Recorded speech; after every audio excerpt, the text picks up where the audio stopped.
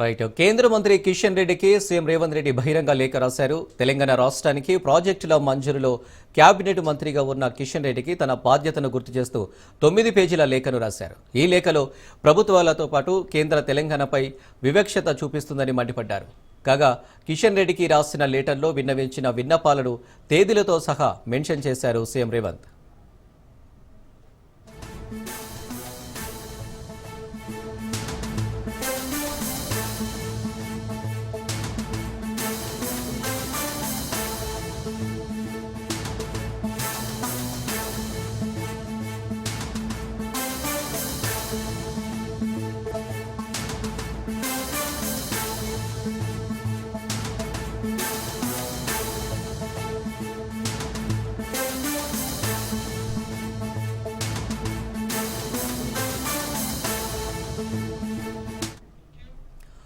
కేంద్ర మంత్రి కిషన్ రెడ్డికి సీఎం రేవంత్ రెడ్డి బహిరంగ లేఖ రాశారు. తెలంగాణ రాష్ట్రానికి ప్రాజెక్టుల మంజూరులో కేబినెట్ మంత్రిగా ఉన్న కిషన్ రెడ్డికి తన బాధ్యతను గుర్తు చేస్తూ 9 పేజీల లేఖను రాశారు. ఈ లేఖలో ప్రభుత్వాలతో పాటు కేంద్రం తెలంగాణపై వివక్ష చూపిస్తుందని మండిపడ్డారు. కాగా కిషన్ రెడ్డికి రాసిన లేటర్లో విన్నవించిన విన్నపాలను తేదీలతో సహా మెన్షన్ చేశారు సీఎం రేవంత్.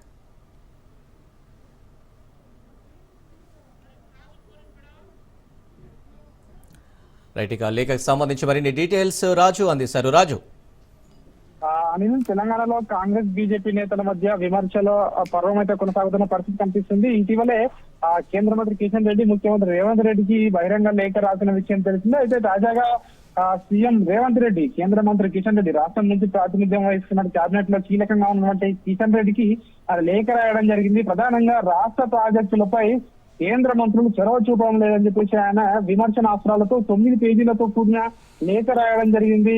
ప్రధానంగా కేంద్ర మంత్రి కిషన్ రెడ్డి ఏవైతే రాష్ట్రానికి రావాల్సినటువంటి నిధుల విషయంలో కావచ్చు, ప్రాజెక్టుల విషయంలో కావచ్చు అలసత్వం వహిస్తున్నారని చెప్పి చెప్తా ఉన్నారు. ప్రధానంగా దీంట్లో చూసుకున్నట్టయితే RRR విషయంలో కావచ్చు, అదేవిధంగా మూసీ పునరుజ్జీవం కావచ్చు, మెట్రో ఫేజ్ 2, హైదరాబాద్ సివరేజ్ కావచ్చు, వరంగల్ అండర్ గ్రౌండ్ సివరేజ్ కోసం ఎన్నిసార్లు కేంద్ర మంత్రులను కలిసి అదేవిధంగా అధికారులకు ఎన్నిసార్లు విన్నవించినా కూడా ఉపయోగం ఉండడం లేదు. కనీసం కేంద్ర మంత్రి కిషన్ రెడ్డి కూడా చొరవ చూపడం లేదని చెప్పి కూడా రేవంత్ రెడ్డి అయితే లేఖలో విమర్శించిన పరిస్థితి కనిపిస్తా ఉంది. కేంద్ర ప్రభుత్వానికి సంబంధించినటువంటి అన్ని ఏదైతే నియమ నిబంధనలు పాటించే ముందుకు వెళ్తా ఉన్నాము, అయినా కూడా అనుమతులు ఇవ్వడం లేదని చెప్పి కూడా చెప్తా ఉన్నారు. కేంద్ర మంత్రి కిషన్ రెడ్డి ఇవన్నీ మెట్రో ఫేజ్ 2 కావచ్చు, అదేవిధంగా ఇతర ప్రాజెక్టులను అడ్డుకుంటున్నారని చెప్పేసి కూడా మరోసారి అయితే విమర్శించిన పరిస్థితి కనిపిస్తా ఉంది. గత బీఆర్ఎస్ సర్కార్ లో ఇట్లాంటి ఏవైతే పనులు ఉన్నాయో ఇవి కాలేదు కాబట్టి కిషన్ రెడ్డి ఇప్పుడు అడ్డుకుంటున్నారు. ఇలా అడ్డుకోవడం వల్ల తనకు పేరు వస్తుందని, రేవంత్ రెడ్డికి పేరు వస్తుందని చెప్పేసి కిషన్ రెడ్డి అడ్డుకుంటున్నారని చెప్పేసి కూడా ఆయన విమర్శించిన పరిస్థితి కనిపిస్తా ఉంది.